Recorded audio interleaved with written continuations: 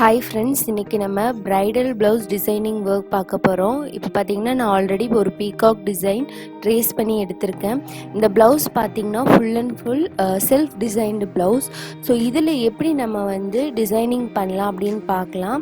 இந்த பிளவுஸில் நீங்கள் வந்து நிறைய beat work and stone work பண்ணணும். அப்போ தான் வந்து அந்த ப்ளவுஸை தாண்டி உங்களோட டிசைன் வந்து நல்லா தெரியும்.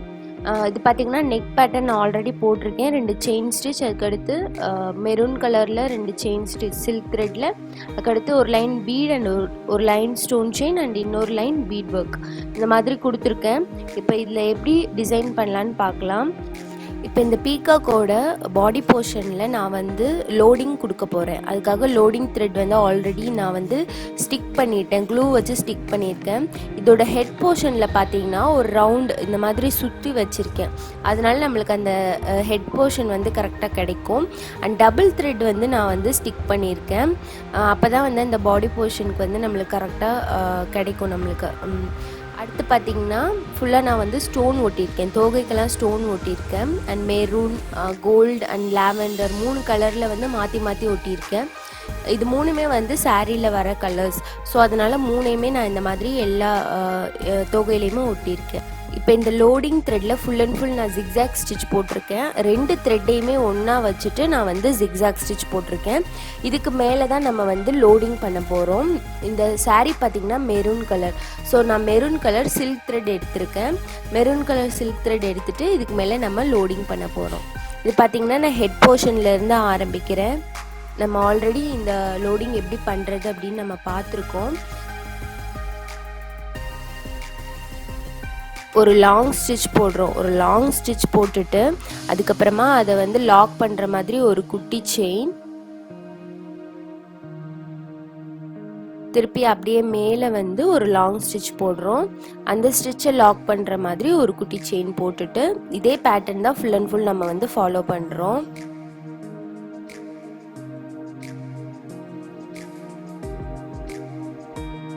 இது பார்த்திங்கன்னா நல்ல கோல்டு கலர். இந்த ப்ளவுஸ் பார்த்திங்கன்னா நல்ல கோல்டு கலர் அண்ட் அதில் ஃபுல்லாக வந்து மெரூன் கலர் அண்ட் கோல்டு கலரில் வந்து இந்த மாதிரி புட்டாஸ் மாதிரி செல்ஃப் டிசைன்டு ப்ளவுஸ். இதில் வந்து நம்ம என்ன ஒர்க் பண்ணாலுமே இந்த ப்ளவுஸை தாண்டி நம்மளுக்கு வந்து எடுத்துக்காட்டாது.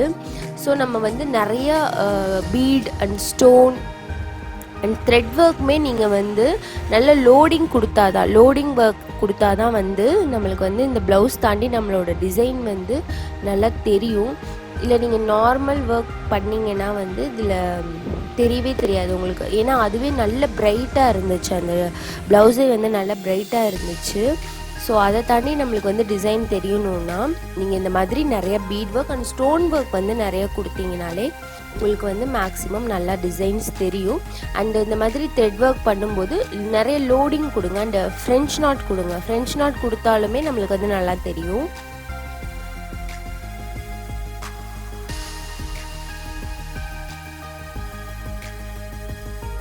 இப்போ நம்ம வந்து ஹெட் போர்ஷனில் வந்து அப்படியே கொஞ்சம் கொஞ்சமாக கீழே பாடி போர்ஷனுக்கு வந்து எடுத்துகிட்டு வரோம் அந்த லோடிங்கை.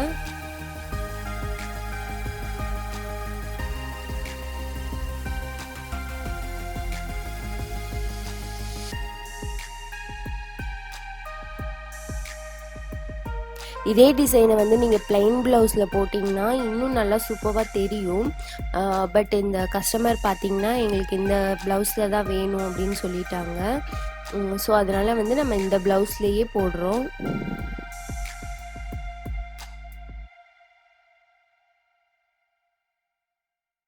ஸோ இந்த மாதிரி ஃபுல்லாக முடிச்சுட்டு நம்ம பார்க்கலாம். ஸோ நான் பார்த்தீங்கன்னா ஃபுல்லாக முடிச்சுட்டேன். இப்போ வந்து இந்த சென்டரில் தோகை மாதிரி இருக்குது பார்த்தீங்களா, அந்த இடத்த வந்து இந்த இடத்த வந்து நம்ம ஃபில் பண்ண போகிறோம். இதுக்கு வந்து ஃபஸ்ட்டு நான் வந்து ஒரு ரைனோ ஸ்டோன்ஸ் எடுத்திருக்கேன். இது பார்த்திங்கன்னா நல்ல ஷைனிங்காக இருந்துச்சு, நல்லா இருந்துச்சு. ஸோ இந்த ஸ்டோனை வந்து நம்ம ஃபிக்ஸ் பண்ண போகிறோம். இது வந்து இங்கே பார்த்தீங்கன்னா ஹோல்ஸ் இருக்குது. நீங்கள் எதர் வந்து ஸ்டிச் பண்ணிக்கலாம், அப்படியே கை ஊசி வச்சு ஸ்டிச் பண்ணிக்கலாம். அப்படி இல்லைன்னா இதை எப்படி ஃபிக்ஸ் பண்ணுறதுன்றதையும் நான் உங்களுக்கு காட்டுறேன். இப்போ வந்து இந்த ஸ்டோனையும் அந்த மெட்டல் இது மாதிரி இருக்குது பார்த்தீங்களா, அதையும் நம்ம வந்து ஃபஸ்ட்டு ரெண்டையும் பிரித்து எடுக்கணும்.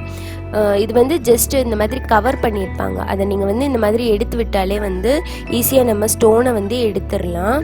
இப்போ பாருங்கள், நான் ஜஸ்ட் அதை வந்து கொஞ்சம் நகர்த்தி விடுறேன். நகர்த்திட்டு அப்படியே அந்த ஸ்டோனை வந்து நம்ம எடுக்கிறோம். ஈஸியாக நம்ம கையிலேயே எடுத்துடலாம். ஸோ இந்த மாதிரி பெண்ட் பண்ணியிருக்கிறதெல்லாம் இந்த மாதிரி நிமித்தி விடுங்க. நிமித்திட்டு நடுவில் இருக்க அந்த ஸ்டோனை மட்டும் எடுத்துக்கோங்க.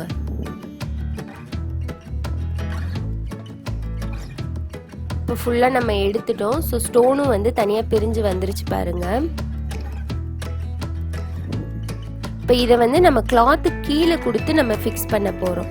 கிளாத்து கீழே கொடுத்துடணும். கீழே கொடுத்துட்டு நல்லா இந்த மாதிரி ப்ரெஸ் பண்ணி விடுங்க.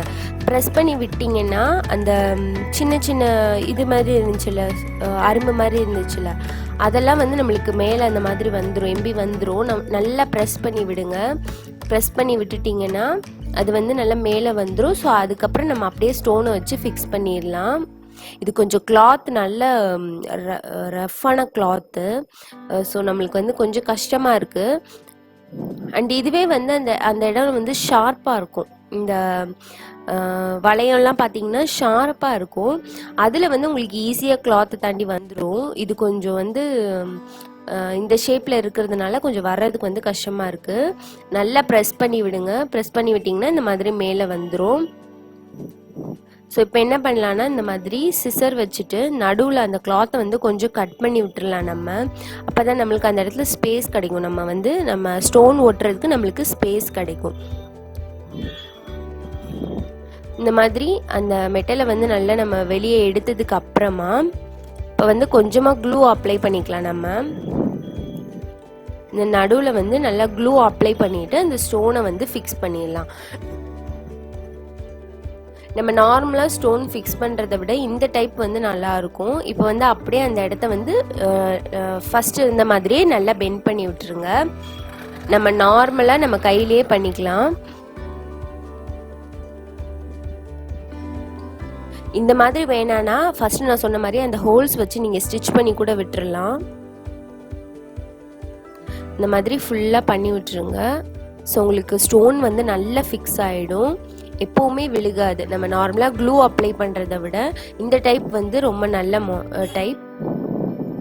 இப்போ வந்து ஃபுல்லாக நான் வந்து ஃபிக்ஸ் பண்ணிவிட்டேன். அதை சுற்றி வந்து சீனி பாசி வச்சு அவுட்லைனும் கொடுத்துட்டேன். எல்லாத்துக்குமே நான் வந்து அவுட்லைன் கொடுத்துட்டேன். இப்போ பார்த்தீங்கன்னா இப்போ இந்த ஸ்டோனை சுற்றி வந்து நம்ம இந்த போர்ஷனை ஃபில் பண்ண போகிறோம். அது எப்படி ஃபில் பண்ணலான்னு பார்க்கலாம். இது பார்த்தீங்கன்னா சக்கரிக்கு ஓட்டுற ஸ்டோன், அதாவது சக்கரிக்கு மேலே வந்து நம்ம இந்த ஸ்டோன் தான் ஒட்டுவோம். ஜர்கான் ஸ்டோன்ஸ் அப்படின்னு சொல்லுவாங்க. ஸோ இந்த ஸ்டோனை வந்து நம்ம full and full clue apply பண்ணிவிட்டு ஃபிக்ஸ் பண்ண போகிறோம். இந்த மெத்தட் வந்து ஆல்ரெடி நம்ம பார்த்துருக்கோம். ஸோ அதே மாதிரி நிறைய க்ளூ அப்ளை பண்ணிவிட்டு அப்படியே அந்த ஜர்கான் ஸ்டோன்ஸை வந்து நம்ம ஒட்ட போகிறோம். நார்மலாக நம்ம இது மைக்ரோ பீட்ஸ்க்கெலாம் வந்து இந்த மெத்தட் தான் ஃபாலோ பண்ணுவோம். அதே மாதிரி இந்த மெத்தடில் நம்ம வந்து ஜர்கான் ஸ்டோன்ஸை ஒட்ட போகிறோம். நல்லா நிறைய தாராளமாக க்ளூ அப்ளை பண்ணிக்கோங்க. அப்போ தான் வந்து அந்த ஸ்டோன்ஸ் கரெக்டாக ஒட்டும். அந்த இடத்துல வந்து நல்லா ஃபிக்ஸ் ஆகிறதுக்கும் வந்து நிறைய க்ளூ அப்ளை பண்ணால் தான் நல்லா ஃபிக்ஸ் ஆகும். கேப் இல்லாத மாதிரி ஃபுல் அண்ட் ஃபுல் ஸ்டோன்ஸ் ஒட்டிடுங்க. இது பார்த்திங்கன்னா நம்ம ஒயிட் ஸ்டோன்ஸ் ஒட்டுறோம். ஸோ இந்த நடுவில் ப்ளூ ஸ்டோன்ஸ் ஒட்டினதுக்கும் சுற்றி நம்ம ஒயிட் ஸ்டோன் ஒட்டும் போது அந்த ப்ளூ ஸ்டோன் வந்து நல்லா பிரைட்டாக தெரியும். நான் ஆல்ரெடி சொன்ன மாதிரி இந்த ப்ளவுஸ்க்கு வந்து நிறைய நீங்கள் வந்து beat work and stone work பண்ணிங்கன்னா தான் உங்களோட டிசைன்ஸே வந்து நல்லா தெரியும்.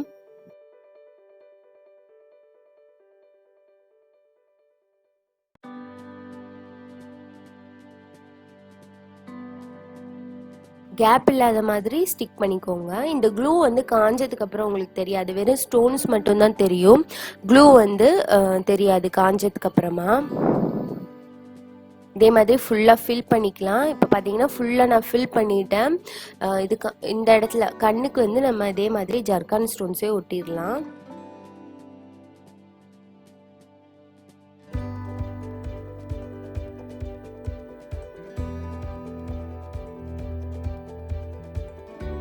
அடுத்து வந்து நம்ம தோகை பார்ட் வந்து நம்ம ஃபில் பண்ணலாம். இந்த இடத்த நம்ம ஃபில் பண்ண போகிறோம். இது பார்த்திங்கன்னா நான் அவுட்லைன் வந்து சுகர் பீட் கொடுக்க போகிறேன். 2 சுகர் பீடாக வச்சு நம்ம ஸ்டிச் பண்ணிக்கிறோம்.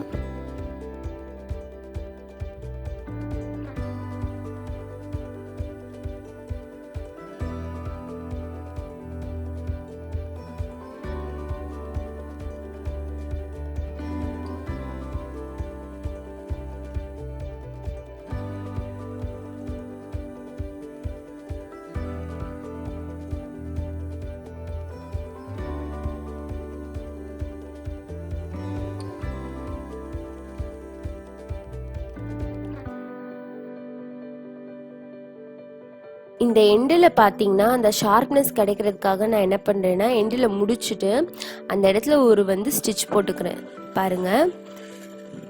இந்த மாதிரி ஒரு எக்ஸ்ட்ரா ஸ்டிச் போட்டதுக்கு அப்புறம் தான் நான் வந்து பின்னாடி பேக்கில் கொண்டு வரேன்.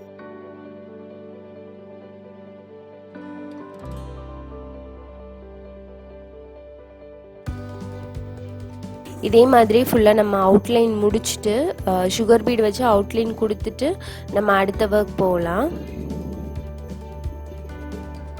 பார்த்திங்கன்னா அடுத்து நான் வந்து ஸ்டோன் செயின் வச்சு ஸ்டிச் பண்ண போகிறேன்.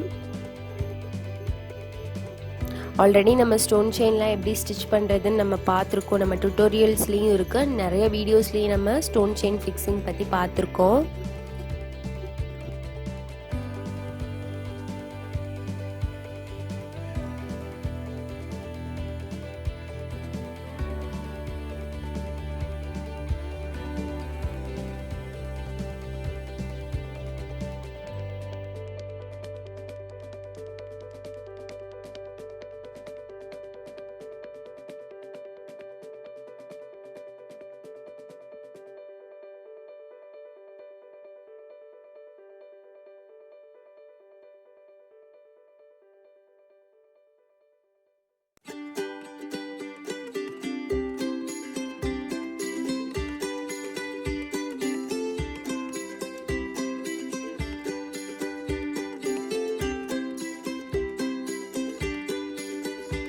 இதே மாதிரி அடுத்த லைனும் நம்ம ஸ்டிச் பண்ணிட்டு பார்க்கலாம்.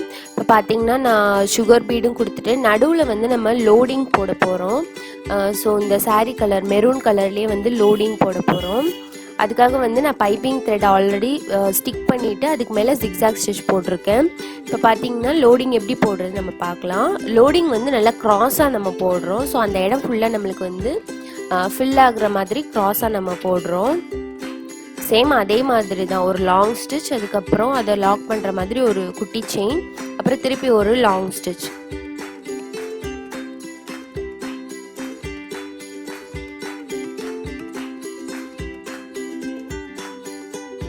நல்லா கிராஸாக போட்டுக்கலாம். அப்போ தான் வந்து உங்களுக்கு ஸ்டிச்சிங் வந்து அந்த இடத்துல கரெக்டாக வரும்.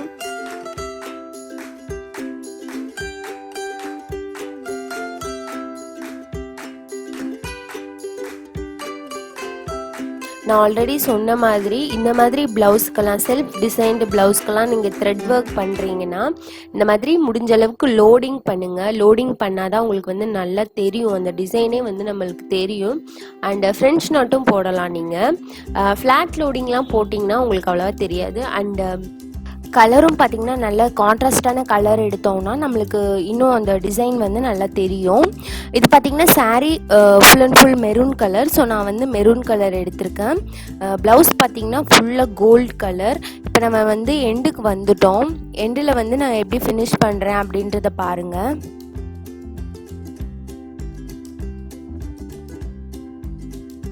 ஸோ கிராஸாக கொண்டு போகும்போது நம்மளுக்கு வந்து கரெக்டாக அந்த ஃபில்லிங் வந்து கரெக்டாக முடிஞ்சிடும். இப்போ எண்டு வந்ததுக்கப்புறமா ஒரு நாட் போட்டு விட்டுட்டு நீங்கள் அப்படியே ஃபினிஷ் பண்ணி விட்டுருங்க.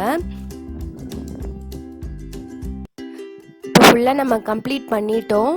ஸோ ப்ளவுஸ் ஃபுல்லாக நம்ம முடிச்சிட்டோம், பேக் நெக் ஃபுல்லாக நம்ம முடிச்சிட்டோம். அது பார்த்திங்கன்னா பீகாக்கோட இதில் வந்து லோடிங் பண்ணியிருக்கோம். அண்ட் அந்த ஸ்டோன்லாம் நல்லா பிரைட்டாக தெரியுது பாருங்கள். அண்ட் இந்த தோகை போர்ஷன் பார்த்திங்கன்னா சேம் அதே மாதிரி தான், sugar beat and stone chain and sugar beat அந்த மாதிரி கொடுத்துருக்கேன்.